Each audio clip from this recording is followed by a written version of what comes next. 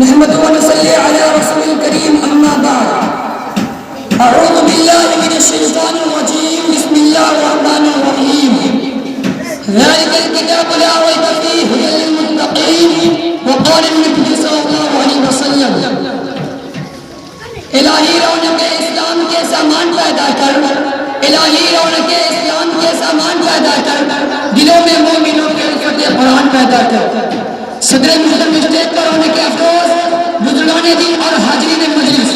آج کی اس مجلس میں اور آج کی اس مبارک اجلاس میں میرا موجہ سخن دنیا کی سب سے پاکیزہ کتاب اور مقدس کتاب قرآن پاک ہے ہمیں چلتے سورج کی طرح یقین ہے اس کا ایک ایک حرف سچا اور صادق ہے وہ قرآن پاک جس کی زبان مقدس بیان مقدس اور جو فصاحت و بلاغت کا ڈھانچے مارتا سمندر ہے جس کے مطابق ارشاد ربانی ہے قرآن وہ کتاب ہے جس کے صادق اور برابر میں کوئی شک و شبہ نہیں اور جس کے بارے میں مرسل انزل حضور پاک صلی اللہ علیہ وسلم نے ارشاد فرمایا کہ تم میں سے سب سے بہتر شخص وہ ہے جو قرآن سیکھے اور سکھائے دعا کیجیے خدا قدوس ہم سب کو قرآن پاک کی دولت سے مالا مال فرمائے آمین نوجوان دوستو قرآن پاک رب ذوالجلال کی طرف سے عطا کرتا وہ حسین تحفہ ہے جس نے 10 برس کے قریب مدت میں پورے عالم میں نوالان برپا کر دیا کہ بڑے سے بڑے وسطا بلغا عتقا اور شورا حیران و شرد لگے جس کی آیتوں کو سن کر پتھر دل ہو گئے دوستو یہی وہ قرآن ہے جو دنیا تک کے انسانوں کے لیے صرف ہدایت و رحمت ہے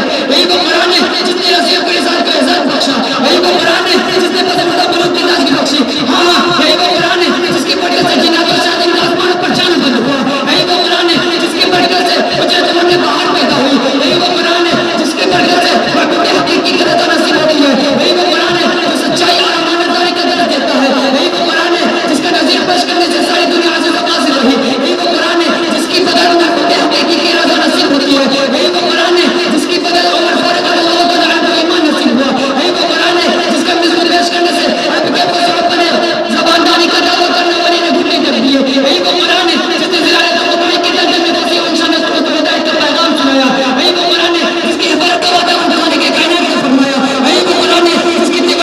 کی تلاوت میں دلوں کے آواز کا بڑھاپا کا سامان ہے یہی وہ قرآن ہے جس نے ذہنی خودوں کو غلہ بخشا یہی وہ قرآن ہے جس کی برکت سے مجھے زمن میں باہر کر ڈالی محترم حضرات آج کے اس نازک دور میں یہ کلامات کو فضول سمجھا جاتا ہے اس کے الفاظ کو حماقت بتلایا جاتا ہے کہا جاتا ہے کہ اس کا رٹنا اور بے سمجھے پڑھنا بے اصول ہے افسوس صدر افسوس اس قرآن پاک کے بارے میں ہمارا یہ خیال ہے جس کے بارے میں شہنشاہ پیدا جناب محمد رسول اللہ صلی اللہ علیہ وسلم نے ارشاد فرمایا کہ اقرأ واتقِ ورتل كما كنت توكل في الدنيا فإن موزرك يا ذا بلاية تقوم